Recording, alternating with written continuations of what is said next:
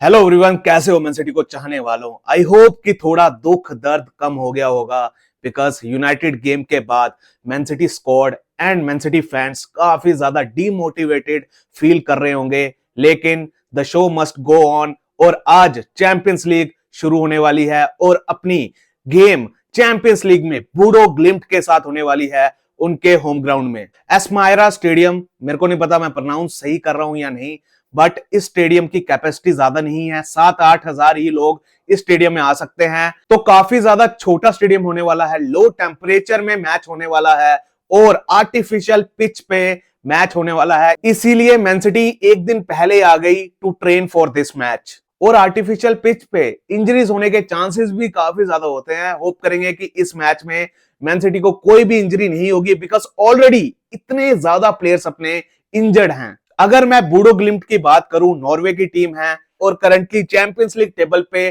32nd place पे है with 3 points. 6 games में 3 लॉसेस मिली हैं एंड 3 ड्रॉज मिले हैं और 3 पॉइंट्स हैं बूडो ग्लिम्ट टीम के। लेकिन लास्ट गेम बूडो ग्लिम्ट की चैंपियंस लीग में डॉर्टमंड के अगेंस्ट हुई थी, जो गेम उन्होंने 2-2 से ड्रॉ की थी डॉर्टमंड के होम में। इजी नहीं था भाई। और इसके अलावा टॉटनम के अगेंस्ट भी 2-2 का ड्रॉ निकाला हुआ है बूडो ग्लिम्ट ने इन दिस चैंपियंस लीग। तो मैन सिटी इस टीम को किसी भी हालत में हल्के में नहीं ले सकती। ऑल्दो प्रोफेशनल फुटबॉल काफी लंबे टाइम से इस टीम ने नहीं खेला है, लेकिन रिसेंटली कुछ क्लब फ्रेंडलीज खेले हैं जिनमें इन्होंने अच्छा परफॉर्म किया है। अगर मैं मैन सिटी की बात करूं, हम चैंपियंस लीग टेबल पे टॉप 8 में हैं, करंटली 4th प्लेस पे हैं विद 13 पॉइंट्स और हमें चैंपियंस लीग की 6 गेम्स में 4 विन्स मिली हैं, 1 लॉस एंड 1 ड्रॉ।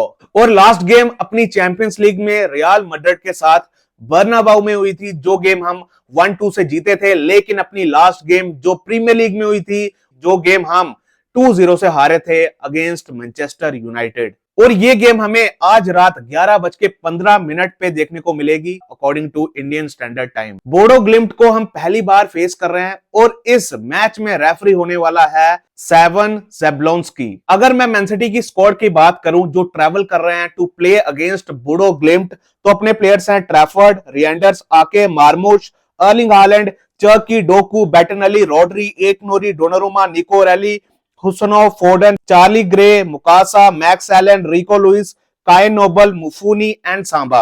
अगर मैं काई नोबल की बात करूं, ये डिफेंडर है अपनी एकेडमी का एंड सांबा एक मिडफील्डर है। और मैं काफी ज्यादा हैरान हुआ कि माइकाइडू को हमने इस स्क्वाड में इंक्लूड नहीं किया बिकॉज एफए गेम में काफी अच्छा लगा था अपना ये एकेडमी प्लेयर। अगर मैं उन प्लेयर्स की बात करूं जो अवेलेबल नहीं होंगे फॉर दिस गेम, सबसे पहले बर्नार्डो सिल्वा जो सस्पेंडेड है for this game, whereas अपनी 2 नई signings in this transfer window, Semenyo and Marc Guehi भी इस गेम के लिए अवेलेबल नहीं होंगे बिकॉज वो league phase of champions league के लिए रजिस्टर्ड नहीं है। वेयर एज इंजरी की वजह से Nico Gonzalez, Ruben Dias, Gvardiol, Savinho, Oscar Bobb, John Stones and Kovacic भी इस गेम से बाहर होंगे। और नूनेज जिसने लास्ट गेम मिस की थी बिकॉज ऑफ फ्लू, वो भी इस गेम से बाहर होगा बिकॉज वो अभी भी रिकवर कर रहा है। और फिल फोर्डन जिसको लास्ट गेम में इंजरी हो गई थी, हड्डी टूट गई थी भाई हाथ की, लेकिन पेप ने कंफर्म किया है कि with protection Phil Foden available होगा फॉर दिस गेम। लेकिन मैं फिल फोर्डन के साथ रिस्क नहीं लूंगा और मोस्ट प्रोबेबली उसको इस गेम में नहीं खिलाऊंगा। अगर मैं अपनी लाइनअप की बात करूं जो मैं चाहता हूं कि हम स्टार्ट करवाएं अगेंस्ट बोडो ग्लिम्ट, तो गोलकीपर अपना डोनारुमा ही होने वाला है बिकॉज चैंपियंस लीग गोलकीपर अपना डोनारुमा ही है। वेयर एज डिफेंस लाइन में मैं एक नोरी, आके, मैक्स एलन एंड हुसनोव को देखना चाहूंगा।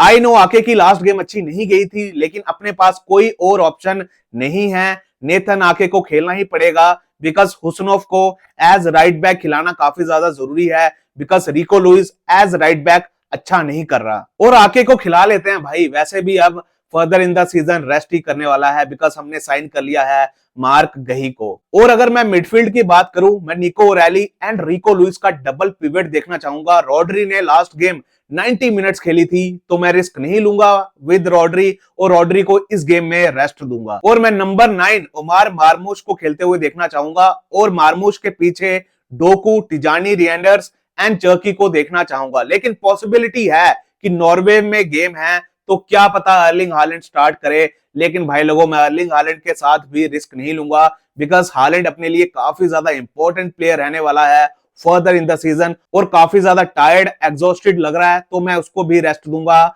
In this game. पॉसिबिलिटी इस चीज की भी है कि एफकॉन से अभी अभी आया है उमार मार्मूश, और मेरे को नहीं पता कि उसने कितने ट्रेनिंग सेशंस किए हैं विद मैन सिटी। तो पॉसिबिलिटी इस चीज की भी है कि उमार मार्मूश सेकंड हाफ में आएगा और हम मुकासा को स्टार्ट करवाएंगे एज फॉल्स 9। तो अब देखते हैं कि मैन सिटी की लाइनअप क्या होती है। आपके अकॉर्डिंग लाइनअप क्या होनी चाहिए, लेट मी नो इन कमेंट्स। अगर मैं प्रिडिक्शन दूं फॉर दिस गेम, मेरे हिसाब से हम ये गेम जीत जाएंगे 0-2 की स्कोर लाइन के साथ। मैं होप करूंगा कि मैन सिटी इस गेम को जीतेगी, बिकॉज हम काफी ज्यादा डिसअपॉइंटेड हैं मैन सिटी की परफॉर्मेंस से जो अपनी लास्ट गेम में आई। तो मैं होप करूंगा कि मैन सिटी का रिस्पॉन्स आएगा और इस गेम को जीत के हम अपनी टॉप 8 में प्लेस लगभग पक्की करेंगे। अब देखते हैं कि मैन सिटी कैसा परफॉर्म करती है। आपकी प्रिडिक्शन क्या है वो भी मेरे को भाई कमेंट सेक्शन में बता देना। तब तक भाई लोगों सपोर्ट करते रहिए इस ब्यूटीफुल क्लब को, इस ग्रेट क्लब को। Come on city.